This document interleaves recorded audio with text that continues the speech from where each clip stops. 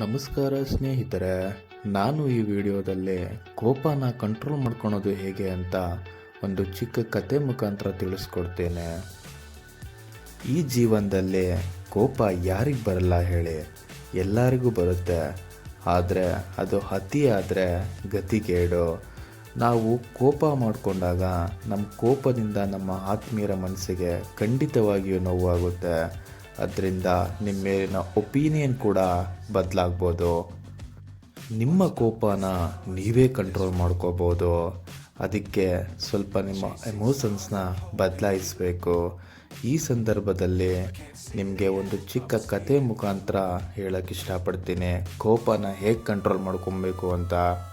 ಅದಕ್ಕೂ ಮುಂಚೆ ನೀವು ನಮ್ಮ ಚಾನಲ್ನ ಸಬ್ಸ್ಕ್ರೈಬ್ ಮಾಡ್ಕೊಂಡಿಲ್ಲ ಅಂದರೆ ದಯವಿಟ್ಟು ಸಬ್ಸ್ಕ್ರೈಬ್ ಮಾಡ್ಕೊಳ್ಳಿ. ಈ ವಿಡಿಯೋನ ಕೊನೆವರೆಗೂ ನೋಡಿ, ಒಂದು ಲೈಕ್ ಮಾಡಿ. ಒಬ್ಬ ಹುಡುಗ ಇರ್ತಾನೆ. ಅವನ ಮಾತಿಗೂ ಅವರ ತಾಯಿ ಮತ್ತು ತಂಗಿ ಹತ್ರ ಜಗಳ ಆಡ್ತಾ ಇರ್ತಾನೆ. ಇದರಿಂದ ಅವ್ರ ತಂದೆ ಹತ್ರ ಕೂಡ ಒದೆ ತಿಂತಾ ಇರ್ತಾನೆ. ಪ್ರತಿದಿನ ಅವ್ರ ಮನೆಯಲ್ಲಿ ಇದೇ ನಡೀತಾ ಇರುತ್ತೆ. ಒಂದಿನ ಅವರಪ್ಪ ಅವನ್ನ ಹೊಡೆಯೋದನ್ನು ನಿಲ್ಲಿಸ್ತಾರೆ. ಅವನನ್ನು ಕರೆದು ಹೀಗೆ ಹೇಳ್ತಾರೆ, ನಿನಗೆ ಕೋಪ ಬಂದಂಗೆಲ್ಲ ಈ ಗೋಡೆ ಮೇಲೆ ಒಂದು ಮಳೆ ಹೊಡಿ. ಹಾಗೆ ಹೇಳ್ತಾ ಅವನಿಗೊಂದು ದೊಡ್ಡ ಮಳೆ ಬಾಕ್ಸು ಮತ್ತು ಹೊಡೆಯೋದಕ್ಕೆ ಸುತ್ತಿಗೆನೂ ಕೊಡ್ತಾನೆ.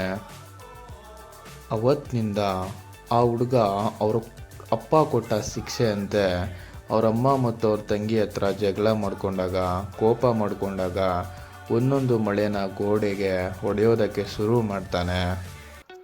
ಅದು ಗಟ್ಟಿಯಾದ ಸಿಮೆಂಟ್ ಗೋಡೆ ಆದದ್ರಿಂದ ಆ ಗೋಡೆಗೆ ಮಳೆ ಹೊಡೆಯೋಕೆ ಅವನಿಗೆ ತುಂಬಾ ಕಷ್ಟ ಆಗ್ತಾ ಇರುತ್ತೆ.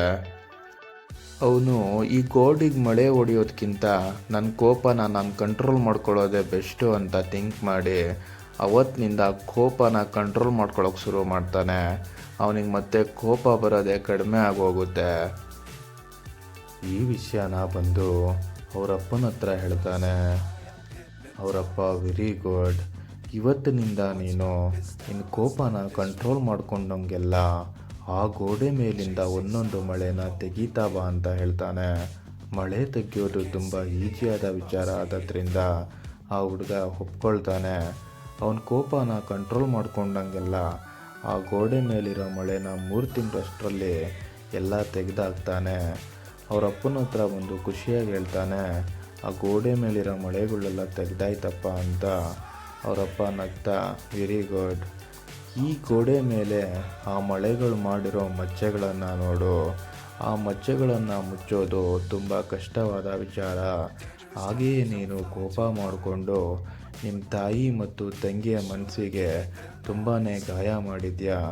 ಆ ಗಾಯ ಮಾಯುವುದು ತುಂಬ ದಿನಗಳೇ ಬೇಕಾಗುತ್ತೆ ಅಂತ ಹೇಳ್ತಾನೆ.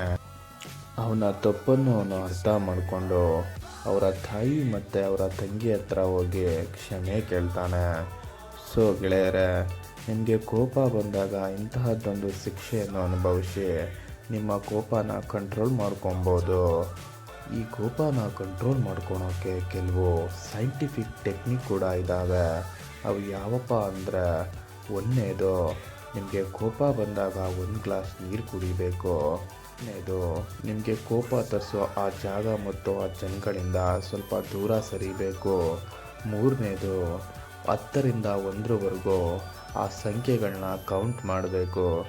ಈ ರೀತಿ ನಿಮ್ಮ ಕೋಪನ ನೀವು ಕಂಟ್ರೋಲ್ ಮಾಡ್ಕೊಬೋದು. ಈ ವಿಡಿಯೋ ನಿಮಗೆ ಇಷ್ಟ ಆಗಿದ್ದರೆ ದಯವಿಟ್ಟು ಸಬ್ಸ್ಕ್ರೈಬ್ ಮಾಡಿ, ಲೈಕ್ ಮಾಡಿ, ಶೇರ್ ಮಾಡಿ.